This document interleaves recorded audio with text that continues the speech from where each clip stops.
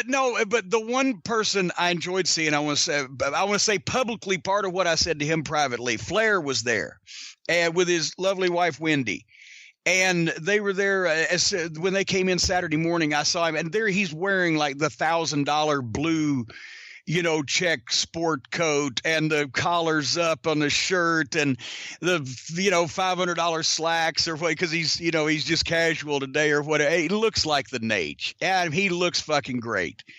And I got a chance to hug him and just tell him I was glad that I told him he and Lawler, neither one will sell death. They were way too fucking over. But I got a chance to thank him for what he's done for me in the past, and we've talked about it a number of times in shoots and on the program and everything. He's the guy that first, before we had met Dusty, told Jimmy Crockett and Dusty both, hey, you got to get to Midnight in Cornette. He's the one that put me on the booking committee in WCW. I hated him for a while.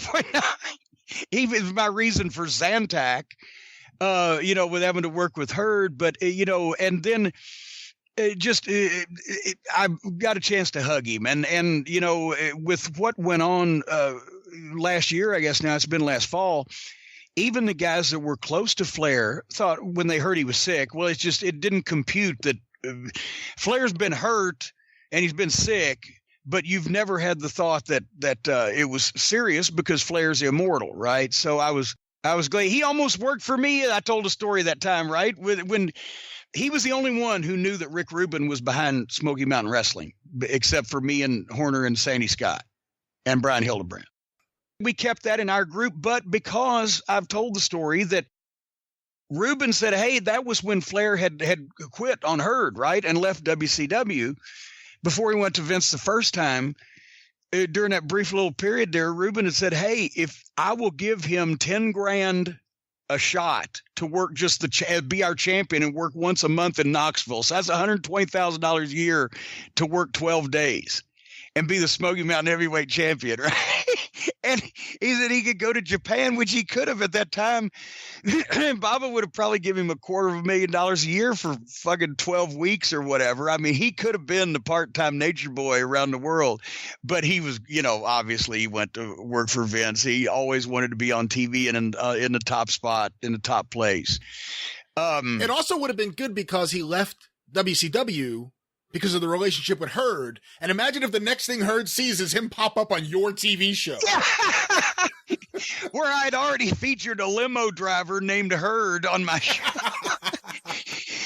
But have I told the story? Because I always ask this now because I know these things and I've told them before, but I forget that it might have been 15 years ago. But and some of the newer listeners are always asking some of the same questions, but remember the time that I almost got him to the WWF in 98. I've told that story before, right? It's been a while though. Yeah.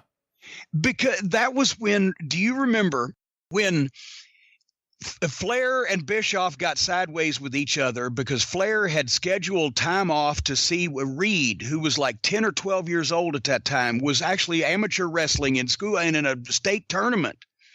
And Flair had taken time off because he went to, Reed's big matches, and somehow who knows, they'd changed the creative and Bischoff's fucking with him or whatever, and wanted Flair to work that weekend or that day. And he said, no, fuck you. So then Bischoff suspended him or whatever that whole drama was, right? Flair is, and that's before the Immortal Nitro show when he finally came back like several months later. And everybody remembers that. And cut that pretty stiff promo on Bischoff and wanted to gouge his eyeballs out. That was fucking great. Anyway, Flair's sitting at home and he's sideways with Bischoff and WCW, and the lawyers are talking about it. And Reed won his tournament, right, that he went to. And Vince was going to do the 1998 pay-per-view that they did in Greensboro. When was it? Springtime of that year, whatever, is in 98, at the same time. And I asked Vince a couple weeks beforehand, I said, what would you think if after a couple matches went on in Greensboro in the Coliseum, that a match was over and we went to announcers and suddenly there was kind of a commotion because in the back you could see Ric fucking Flair and his family walk into the Greensboro Coliseum and everybody see him, right?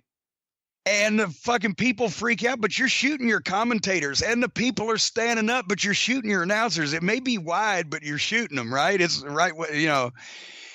And they come and they sit down in the 3 or 4 front row seats that you even see them showing the ticket to an usher. Oh, right this way, sir. Right. And then the announcers turn around and go, oh, wait a minute, ladies and gentlemen. We've just noticed that at ringside is a great wrestling champion from the state of North Carolina. I wonder if he'd be willing to have a word with us. Right. And they turn and walk over and they interview Ric Flair, who's just won the state wrestling championship in the such and such age category, right? And there's Rick sitting there the whole time.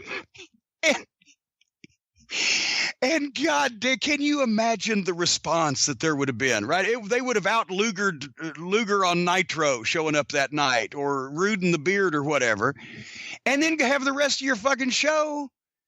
And goddamn, and all the fans, including the fans in the front row named Flair, go home. And Vince, would he do it? So I called Rick. He said, I love it, right? And he's got his lawyer, I think at the time was John Taylor in Atlanta at that point. It was dealing with WCW. And it got far enough. Flair was the night of the pay-per-view about 5 o'clock. See, Vince couldn't talk to Flair because Flair was under contract. But I could talk to him because he was a friend of mine. And I could invite him and his family to the show and let them know that we'd have nice seats for him. And hey, would Reed like to say a few words? And there was nothing that I guess the statute of limitations, as they say, has run out on this. So I can, say this now.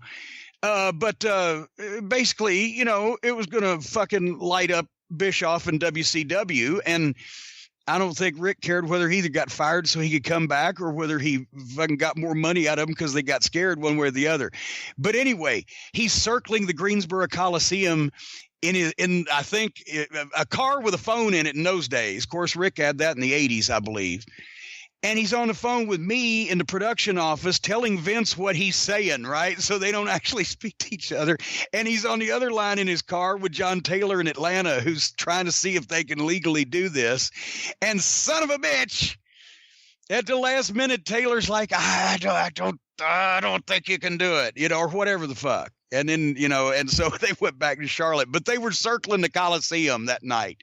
I wanted that pop like a sick man wanted penicillin to see him walk in there. I would have paid for Jerry McDivitt's Christmas vacation. That was, oh boy. I find it funny that, it's not the only reason, but the reason Flair and Bischoff get cross is very similar to the reason that Ole Anderson and the Horsemen got cross.